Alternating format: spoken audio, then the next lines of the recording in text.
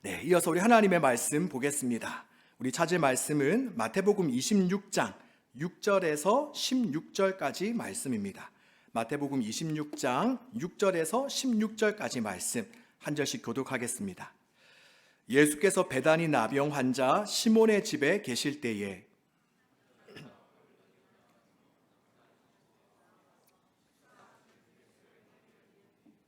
제자들이 보고 분개하여 이르되 무슨 의도로 이것을 허비하느냐?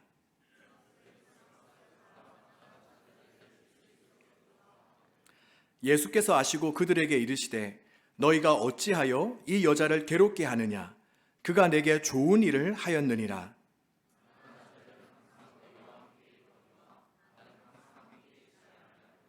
이 여자가 내 몸에 이 향유를 부은 것은 내 장례를 위하여 함이니라.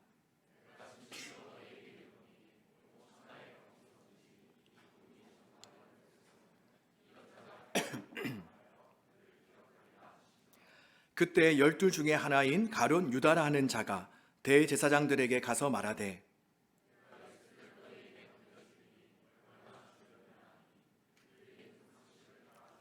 함께 읽습니다. 그가 그때부터 예수를 넘겨줄 기회를 찾더라. 아멘. 오늘 본문에서 예수님은 한 여인을 칭찬하고 계십니다. 우리가 본문 10절 말씀을 보니 예수님은 이 여인이 나를 위하여 좋은 일을 하였다라고 말씀하시고 또 13절을 보면 예수님은 이렇게 말씀하십니다. 내가 진실로 너희에게 이르노니 온 천하에 어디서든지 복음이 전파되는 곳마다 이 여자가 행한 일도 함께 말하여 그를 기억하리라 라고 말씀하고 있습니다.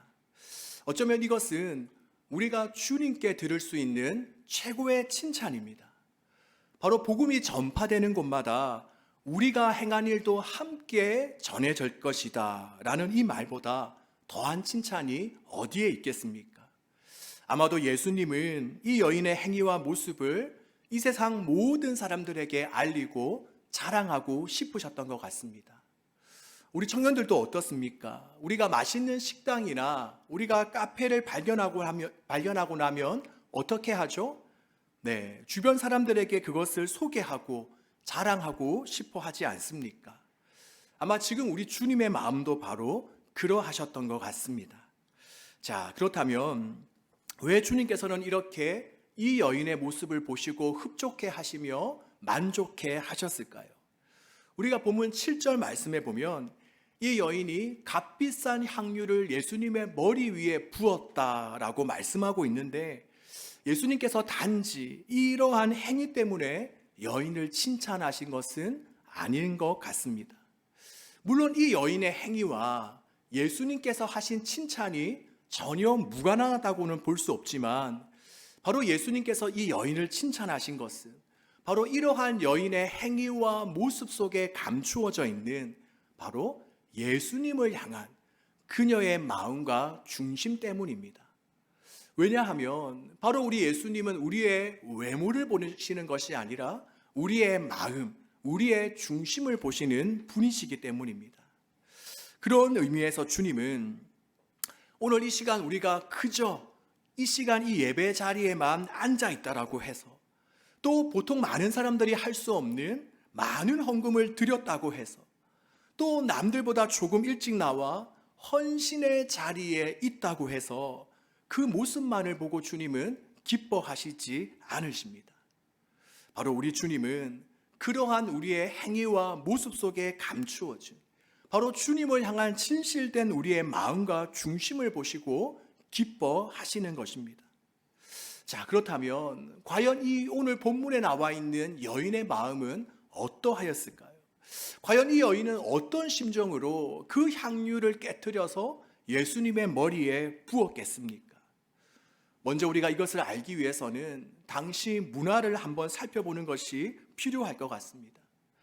당시 여인들은 결혼하기 전에 일평생 동안 모으는 것이 있는데 그것은 바로 옥합과 그리고 그 속에 담겨져 있는 향유입니다. 그러면 그 여인은 일평생 동안 모은 향유를 언제 그리고 어떻게 사용하느냐? 먼저는 결혼 첫날 밤에 그 남편의 머리 위에 향유를 한 방울 떨어뜨립니다. 그리고 그 뒤에 남은 향유는 남편이 죽었을 때에 사용합니다. 바로 장례 기간 동안 어쩌면 그곳은 날씨도 덥고 또 보관 방법도 잘 되어 있지 않으니 죽은 시체가 며칠만 지나면 어떻게 되고 말겠습니까? 아마도 조금만 시간이 지나도 부패되어서 지독한 냄새, 악취가 나겠죠.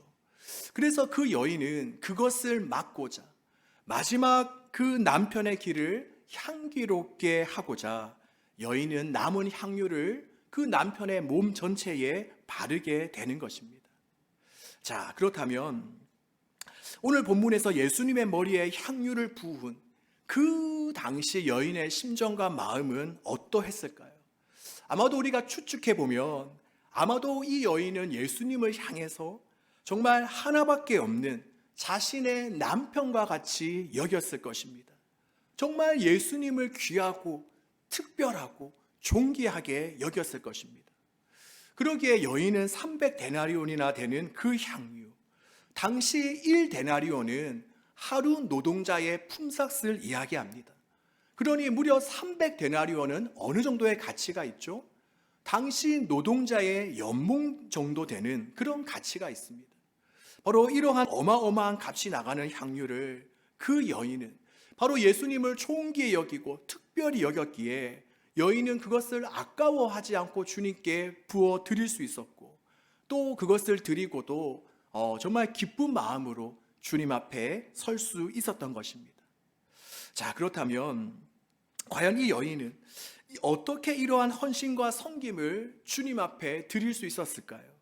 어떻게 보면 이 향유는 그 여인이 가진 전부, 자신의 모든 것일 수 있는데 어떻게 이 여인은 그것을 주님 앞에 다 드릴 수 있었겠습니까? 과연 우리라면 그것이 이 여인과 같이 쉬웠을까요? 그 이유는 뭘까요? 그것은 바로 받은 은혜가 크기 때문입니다. 이 여인은 우리가 잘 아는 나사로의 동생인 마리아입니다. 그리고 요한복음 11장에 보면 마리아의 오빠인 나사로에게 어떤 일이 일어나죠? 나사로가 병이 들어 죽게 됩니다. 그런데 그 뒤에 예수님께서는 그곳에 오셔서 죽은 나사로를 살려주십니다. 그러면 그때 바로 그러한 사건을 경험한 마리아는 무엇을 느끼고 깨달았겠습니까? 아마도 마리아는 사랑하는 자신의 그 오빠를 다시 살려주신 예수님께 너무나도 감사한 마음이 들었을 것입니다. 또한 이렇게 실제로 일어날 수 없는 그 놀라운 기적을 베풀어 주신 예수님을 보며 마리아는 이렇게 생각했을 것입니다. 아, 예수님은 진정 하나님이시구나.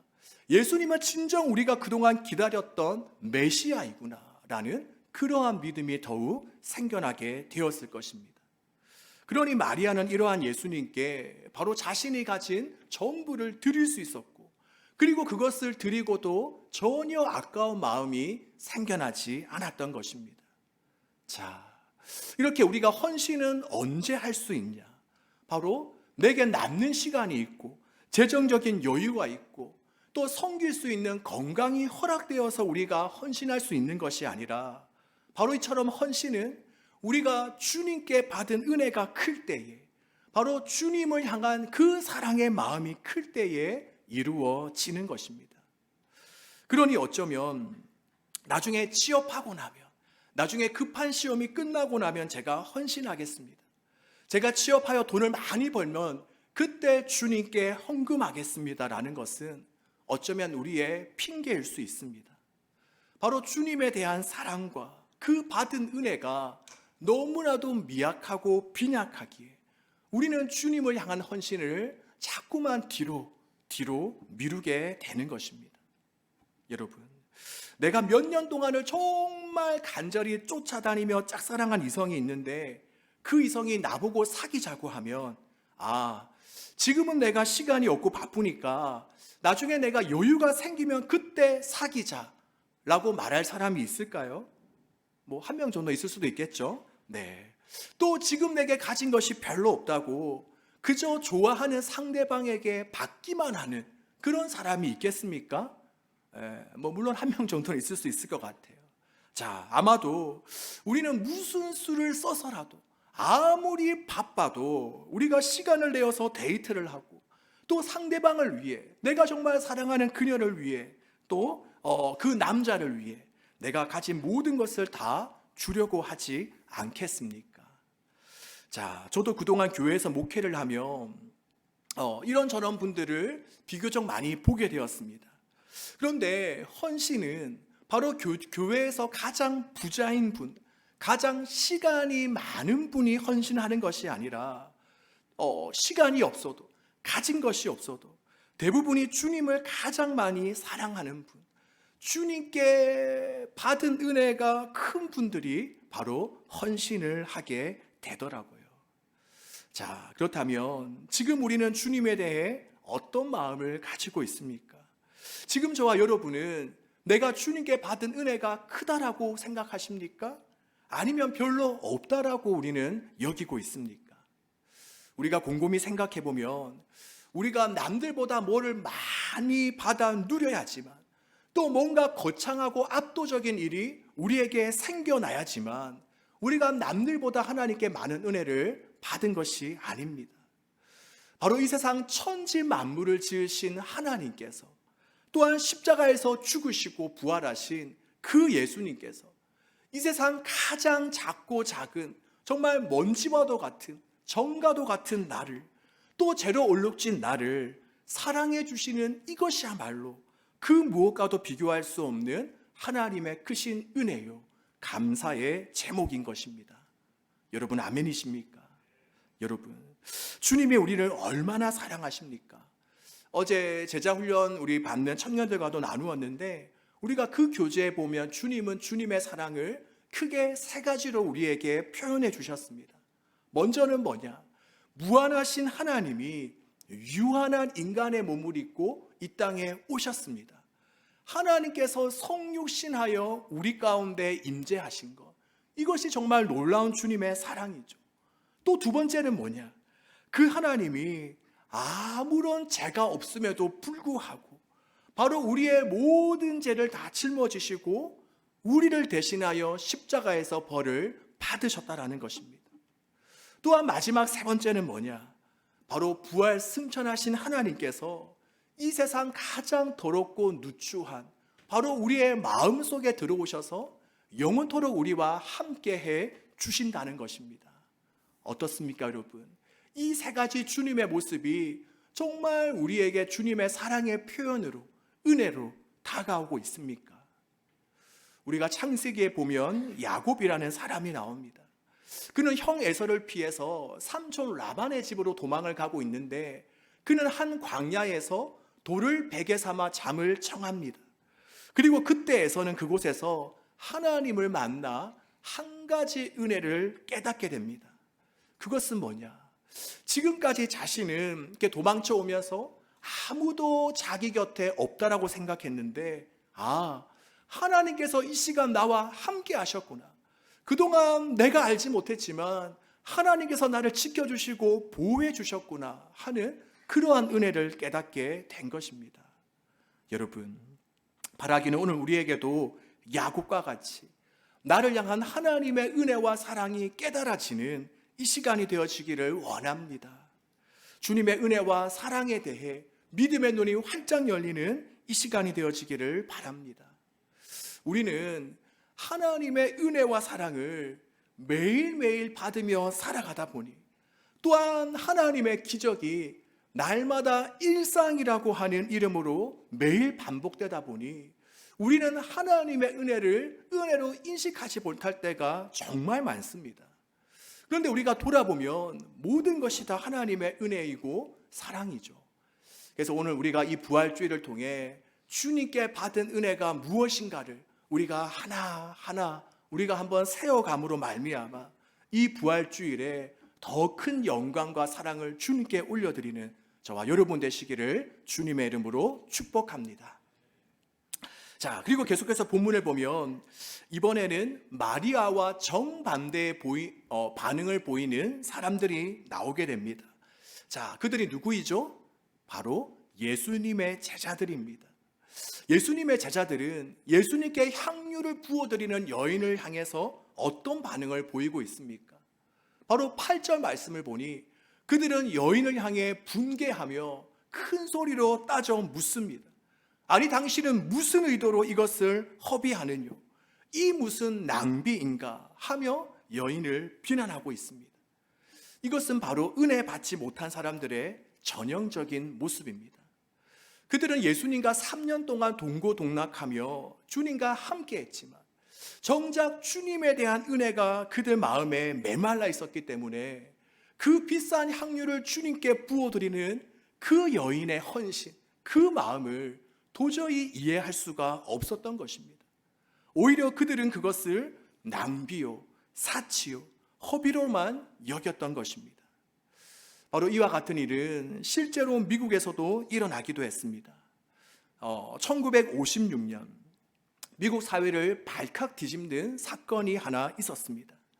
바로 미국 명문대학교인 히튼 대학교를 수석으로 졸업한 짐 엘리엇과 그의 친구가 바로 남미 에콰도르의 아우카족에게 복음을 전하기 위해서 들어갔다가 실종된 사건입니다. 아마 이 사건에 대해서 들어본 우리 청년들도 많이 있겠죠. 엘리엇과 친구들은 바로 영혼 구원, 사람 살리는 그 영혼 구원에 대한 한 가지 목적으로 아우카족 선교를 계획하고 그곳으로 들어가서 실행했습니다. 당시 엘리엇의 많은 친구들은 워낙 엘리엇의 재능이 뛰어났기 때문에 그가 그 먼 곳으로 가지 않고 그냥 미국 땅에서 사역해 주기를 바랬습니다. 하지만 짐 엘리엇은 혼자서 오랜 시간 기도한 뒤에 남아메리카를 향한 하나님의 부르심을 발견했습니다. 왜 어떤 사람은 복음을 한 번도 듣지 못하는데 왜 다른 사람들은 2번씩 하나님의 복음을 들어야 됩니까? 바로 이런 마음으로 짐 엘리엇과 그의 친구들은 선교를 떠났지만 모두가 다 실종되었습니다. 그리고 가족들은 이들이 무사히 귀환할 수 있도록 정말 눈물을 흘리며 열심히 기도했지만 끝내 엘리엇과 모든 그의 친구들은 아우카족의 창에 찔려 죽고 말았습니다. 그러자 이 끔찍한 사건에 대해 미국 언론은 모두가 다 한 목소리로 외쳤습니다. 이 무슨 낭비인가? 이 무슨 불필요한 허비인가? 바로 전도 유명한 청년들이 너무나도 허망한 죽임을 당했다는 것입니다. 그러자 그러한 그들에게 엘리엇의 부인인 엘리자베스는 정색하며 말했습니다. 말씀을 상가해 주십시오. 낭비라니요. 나의 남편의 죽음은 낭비가 아닙니다. 그는 온 생애를 이것을 위해 준비했던 사람입니다. 그는 자기의 책임을 수행한 그리고 자기의 목표를 달성하고 죽은 행복한 사람입니다. 그러면서 엘리자베스는 자신의 말이 사실임을 증명하는 짐 엘리엇이 바로 히튼 대학 시절에 썼던 일기장을 그들에게 보여주었습니다. 거기에는 이런 글귀가 적혀 있었습니다. 영원한 것을 위해서 영원하지 못한 것을 버리는 사람은 결코 바보가 아니다. 다시 한번 읽어드리겠습니다. 영원한 것을 위해서 영원하지 못한 것을 버리는 사람은 결국 바보가 아니다. 주님께 기도합니다. 이 쓸모없는 나뭇개비에 불을 붙여 주옵소서. 제 삶을 주님의 영광을 위해 태워 주옵소서. 저는 오래 살기를 원치 않습니다. 바로 나의 주 예수님과 같이 풍성한 삶을 살게 하여 주옵소서. 어떻습니까? 우리의 마음에 감동이 되십니까? 여러분, 이 짐 엘리엇의 이 마음이 저와 여러분에게도 있기를 바랍니다. 자, 그리고 그 뒤에 또 놀라운 일이 계속해서 이어집니다. 바로 그 짐 엘리엇의 부인이었던 엘리자베스를 포함하여서 20대에 홀로 된 그의 아내들은 풀뿌리를 캐먹는 법이나 또 도마뱀을 먹는 법 등 그 정글 속에서 생존할 수 있는 훈련을 받습니다. 그리고 약 2년 동안 간호학을 공부하였습니다. 그리고는 남편을 죽인 아우카족 마을로 들어가서 그들은 정성껏 그 부족을 섬겼습니다. 아기가 태어날 때는 아기를 받아주고 또 상처가 난 부위에 치료해주고 또 그들에게 새로운 농사법을 알려주기 시작했습니다. 이것이 가능했던 이유는 뭐냐?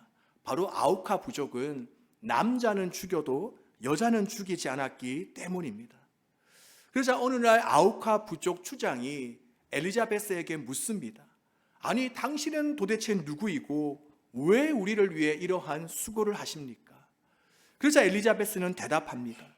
나는 5년 전에 당신들이 죽인 그 남자의 아내입니다.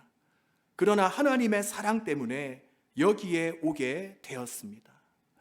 그리고 결국은 그 선교사님들을 무참히 찔렀던 아우카 부족 전체가 감동을 받아 나중에 하나님을 모두가 다 영접하게 되었다고 합니다. 여러분, 이 이야기를 통해서도 우리가 알 수 있는 것은 무엇입니까? 바로 주님께 받은 은혜가 큰 사람들은 주님께 드리는 섬김과 헌신 그리고 죽음조차도 결코 그것을 허비나 낭비로 여기지 않는다는 것입니다. 오히려 내가 더 주님을 섬기려고 하고 내 모든 것을 다 주님께 내어 드리려고 합니다. 그런데 한편 반면에 은혜를 모르는 사람들은 어떠하죠? 바로 주님께 드리는 작은 것도 그것을 낭비나 허비라고 생각합니다. 그런데 이와 유사한 일들은 지금도 우리 주변에서 종종 일어납니다. 바로 주님께 받은 은혜가 적으니 주님의 사랑을 깨닫지 못하니 우리는 어떻게 합니까? 나 자신도 주님께 헌신하지 않을 뿐만이 아니라 바로 오늘 본문에 나오는 예수님의 제자들과 같이 남들의 헌신도 말립니다. 아니, 그렇게 교회 일에만 빠지면 안 된다고, 왜 교회 일에만 그렇게 열심히 하냐고, 좀 적당히 해, 광신자인 거 아니야? 이렇게 자신도 안 할 뿐더러 남들도 하지 못하도록 하는 것입니다. 우리 사랑하는 여러분, 그렇다면 저와 여러분은 과연 어떤 인생으로 살아가기를 원합니까? 오늘 본문에 나오는 자기가 가진 모든 것을 쏟아부은 그 마리아와 같은 인생이 되길 원하십니까? 아니면 예수님의 제자와도 같은 인생이 되기를 원하십니까? 바라기는 날마다 우리가 하나님께 받은 은혜와 사랑에 대한 감격과 감사 가운데 살아갈 수 있기를 바랍니다. 바로 향유 옥합은 내가 그것을 깨트려야지, 내가 가진 것을 주님께 드려야지, 우리가 결단하고 다짐만 한다고 실제로 깨트릴 수 있는 것이 아닙니다. 그냥 주께 받은 은혜와 사랑에 대한 감사와 감격이 있을 때 우리는 자연스럽게 내 것을 깨트려서 날마다 주님 앞에 올려드리는 삶을 살아가게 되는 것입니다. 그러기에 받은 은혜와 사랑을 깨닫고 감사하며 매일매일 우리가 주님 앞에 내가 가진 최고의 것, 나의 모든 시간과 물질과 또 이 아름다운 이 청년 시절의 이 젊음을 주님 앞에 드릴 수 있기를 간절히 소망합니다. 제가 저희 아내에게 하나 배운 것이 있는데 그것은 바로 오늘이 나의 마지막이라고 생각하며 주님께 내 모든 에너지와 내 모든 것들을 주님 앞에 드리는 것입니다. 한 번은 아내가 저에게 이런 말을 하더라고요. 자신이 이제 몸이 좀 좋지 않아서 종종 병원 신세를 지다 보니 언제 하나님 곁에 갈지 모르겠다라는 그런 생각을 하게 된다라는 거예요. 그러면서 요즘은 항상 오늘이 마지막이라고 생각하며 하나님 앞에 최선을 다해서 살아가고 싶다라는 그런 이야기를 하더라고요. 그 말을 듣는데 저는 이런 생각이 들었습니다. 그래, 맞다. 이것은 몸이 아픈 사람, 병든 사람일 뿐만이 아니라 건강한 사람들도 마찬가지다. 어떻습니까? 우리는 언제 주님의 부르심을 받을지 아무도 모릅니다. 제 주변에도 보면 주님께서 불러가시는 데에는 나이가 상관이 없고 건강이 상관이 없더라고요.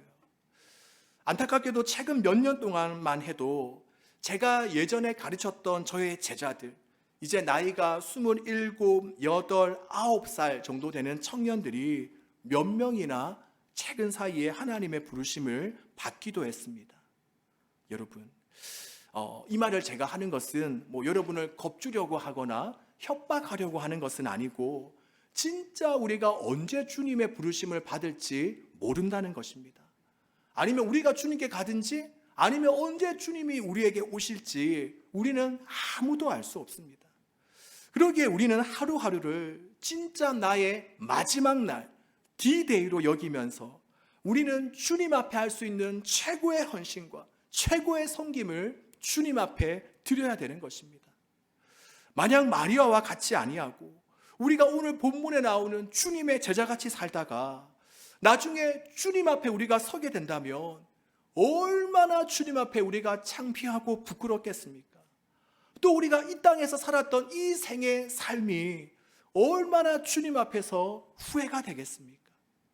그러기에 바라기는 지금 우리가 가진 모든 것, 나의 시간, 물질, 에너지, 이 아름다운 젊음의 옥합을 깨어서 날마다 주님 앞에 부어드릴 수 있기를 바랍니다. 본문의 마리아도 보십시오. 그녀가 주님 앞에 부어드린 그 행위가 우리 예수님께 주님의 장례를 위한 것으로 아름답게 비춰지고 해석이 되고 있습니다.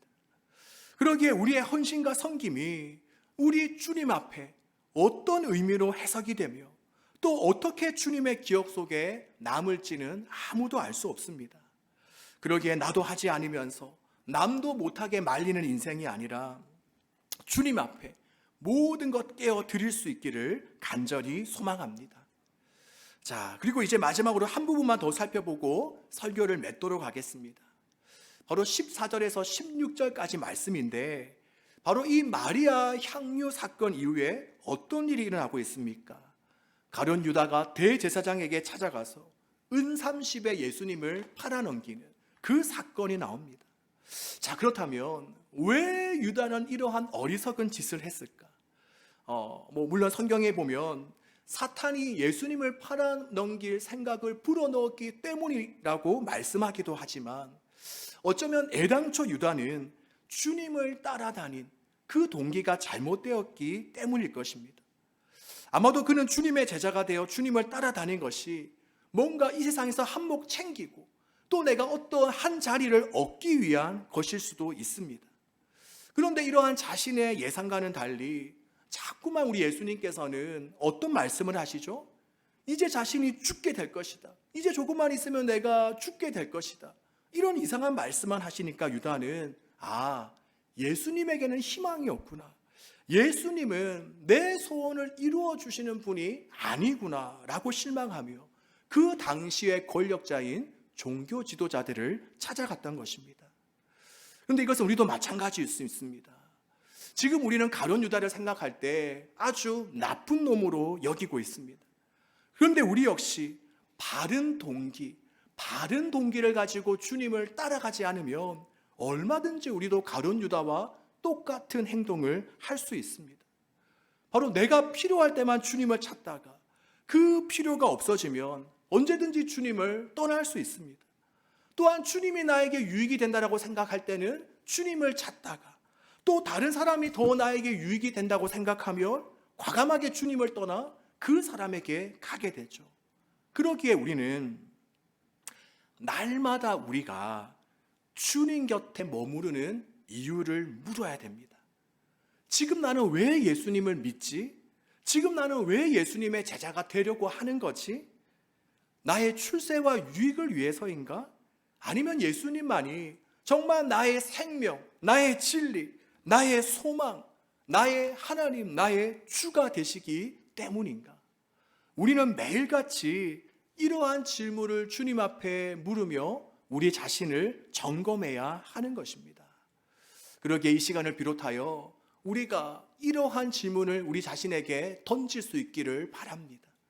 나는 왜 이 시간 이 자리에 앉아 있는가? 나는 왜 주님을 믿고 있는가? 나는 왜 주님의 제자가 되려고 하고 있는가? 한번 이러한 질문을 우리에게 물어보기를 원합니다. 그래야 해서 주님의 영광은 물론이고 주님의 그 부활의 영광, 주님께서 주시는 어떠한 눈에 보이는 유익은 물론이고 우리가 주님과 함께 그 어떠한 고난과 어려움도 달게 받을 수 있는 그 어떤 자리, 그 어떤 상황 속에서도 주님 따라갈 수 있는 저와 여러분 되시기를 주님의 이름으로 축복합니다.